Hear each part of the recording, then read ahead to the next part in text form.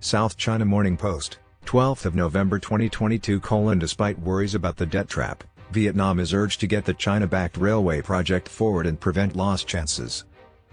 Vietnam is concerned about China's debt trap diplomacy, the way Beijing uses debt to enslave other countries. Additionally, China has repeatedly attempted to invade Vietnam, so it is aware of how the Chinese conduct themselves. Every official joint statement and declaration between Beijing and Hanoi for the past 7 years has referenced a Vietnamese railway project by name. However, it has just been conceptualized up to this point. Last week, during Nguyen Phu Trong's visit to Beijing, the Lao Cai-Hanoi-Haiphong Railway, which runs from the northern Vietnamese border to one of the nation's biggest seaports, was once again brought up. As part of a larger initiative to improve connectivity, the two parties agreed that they would work to hasten the completion of the evaluation of the standard gauge railway project. According to David M. Lampton, professor emeritus at the School of Advanced International Studies at Johns Hopkins University, once built, the route will be a part of the eastern line of a high-speed railway network connecting Singapore to Kunming, the capital of China's southwest Yunnan province. According to Lampton, who is also a co-author of Rivers of Iron, Railroads and Chinese Power in Southeast Asia, the first phase of the central line to the border between Thailand and Laos has been in operation since late 2021, with freight and passenger traffic increasing.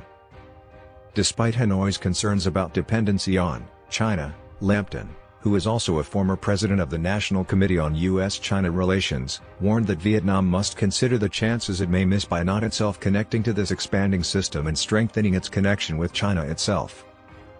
Hanoi has several reasons to be a member of this expanding and evolving economic region, including China and Southeast Asia. The Chinese half of the route was upgraded to 1,435 mm standard gauge in 2014 to accommodate high-speed trains and integrate into China's national rail network, which does not match the original 1,000 mm track on the Vietnamese side that the French built at the beginning of the 20th century. As a result, the route is no longer considered to be essentially cross-border. Because shipments must now be unloaded and then reloaded into another train, which reduces efficiency and raises costs, both parties started researching the viability of building an international standard gauge for the Vietnamese part in 2015. According to a state-run Vietnam news agency report citing the country's Ministry of Transport, China agreed to contribute a 10 million yuan, $1.4 million, loan aid package to assist Vietnam in performing surveys and drawing out the first blueprint for the line. The essential planning for the route, which is expected to be 392 kilometers long, 244 miles, includes 38 stations and can accommodate both passenger and freight trains, was completed in 2019, according to a report by consultants China Railway Fifth Survey and Design Institute Group.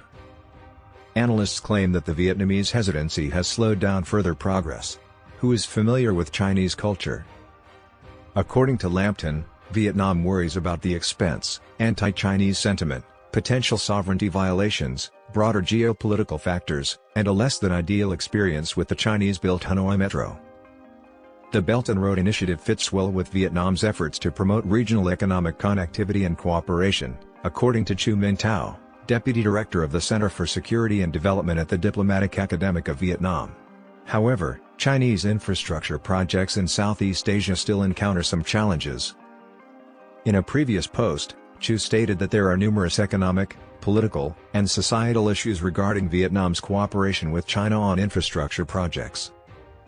She continued, projects create the perception of delay, low quality, and efficiency, as well as security worries about over-reliance, and loans from China have higher interest rates.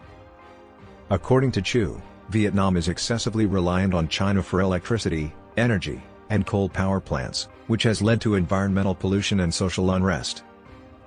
According to Lampton, Nguyen's trip to Beijing was significant from a geopolitical and economic perspective. Vietnam is trying to balance maintaining its ties with China and attracting outside interest from countries like the United States and Japan. China, meanwhile, is concerned about the growing shadow of U.S. containment and wants to defend its southern border by fostering closer ties with Hanoi, according to the analyst. Positively, Beijing is attempting to open up new markets abroad to maintain China's rapid economic growth while domestic demand decreases.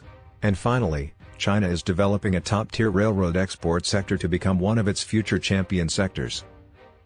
Beijing wants to be the center of the East and Southeast Asian economic system, to put it simply, and subjugate Southeast Asia as a whole.